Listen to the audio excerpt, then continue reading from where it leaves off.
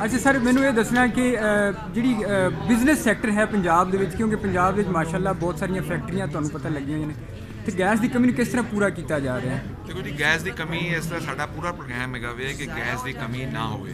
Gas जिहड़ा industrial sector business sector है उन्होंने तो असी उस तरह ही प्रोवाइड करते हैं सर्दियाँ गर्मियाँ के, तो कोई फर्क नहीं आता है। लेकिन जिस डोमैसटिक सैक्टर की डिमांड बढ़ जाती है, तुहानूं पता है कि गर्मियाँ के गैस इस्तेमाल होंदी ही है, वो सिर्फ और सिर्फ होंदी है चूल्हे वास्ते, तो सर्दियों के गीजर भी चलते हैं, हीटर भी चलते हैं।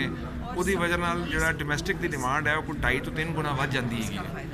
वो अज की वॉक का मतलब भी यही है वे कि लोगों को आगाह किया जा सके कि वेस्टेज में रोको, जिहड़ी तुहाडी जरूरत है उन्होंने तो जरूर इस्तेमाल करो, वो कोई पाबंदी नहीं है, वेस्टेज ना होने दो।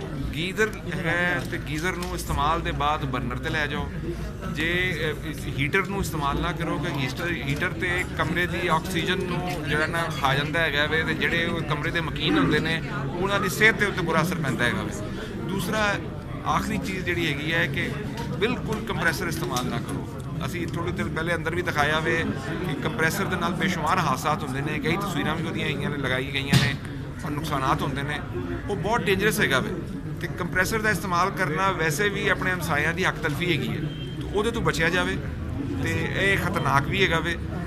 अगर तुम गैस को अच्छे तरीके से इस्तेमाल करोगे तो वह फायदा यह होएगा कि तुहाडा बिल भी घट आएगा, तुहाडे हमसाया तुहाडे होर सार्फिन होर इलाके के लोगों को सबनों गैस अवेलेबल होएगी, तो सानू भी आसानी होएगी कि असी अपने तमाम जोड़े सार्फिन ने उन्होंने अच्छे तरीके नाल सर्व कर सकीए। सर पंजाब के ऐसे इलाके जिथे हजे तक गैस जी पहुँची नहीं है, इस तरह के भी कुछ इलाके हैं ने।